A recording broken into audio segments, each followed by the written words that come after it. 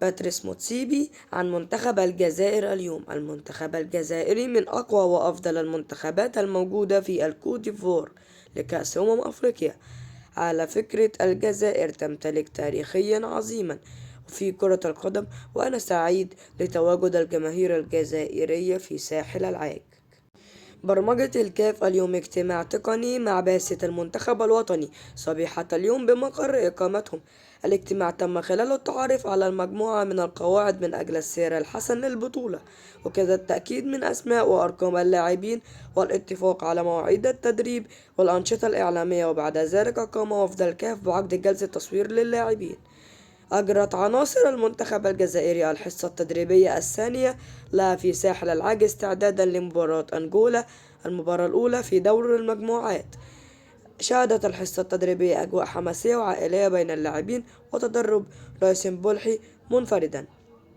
شهدت الحصة التدريبية أيضا حديث جانبي مطولا لأكثر من 10 دقائق بين بالماضي ورباعي الخضر سفيان فيغولي وعطال وبنجاح وبليلي.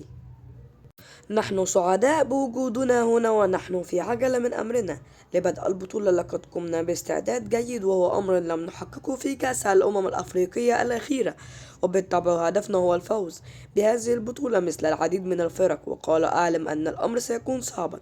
رياض محرز: كان لدينا استعداد جيد ونحن على الاستعداد، لا يمكننا الانتظار حتى نبدأ في إظهار مدى استعدادنا لمنافسة. الهدف هو الفوز بالمباراة الأولى ثم سنرى. لعبت غانا والكاميرون في مباريات ودية قبل البطولة، وحققت الجزائر فوزا كبيرا.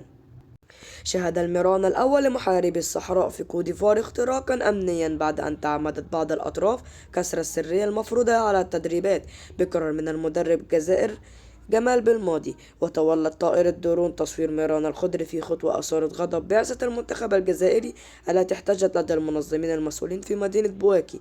واضطرت السلطات الأمنية في دولة كوت ديفوار للتدخل، حيث قامت بحجز طائرة درون وقررت التحقيق مع صاحبها بخصوص الأسباب التي دفعته لتصوير تدريبات المنتخب الجزائري. لقد تجاوزنا عدم التأهل إلى كأس العالم قطر 2022 سريعا، والآن لا نفكر سوى في المستقبل. لقد دخلنا مرحلة جديدة وجميع اللاعبين يعرفون ما ينتظرهم في المستقبل.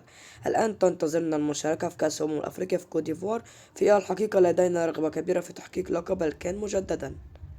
اجتهدنا للتأقلم مع الظروف الصعبة تفاديا لأي مفاجآت. مع انطلاق البطولة الأفريقية تسود أجواء رائعة في المنتخب الجزائري، الجميع عازمون على التتويج بلقب بطولة أفريقيا، ومن أجل ذلك يجب أن نحسن من مستوانا الدفاعي.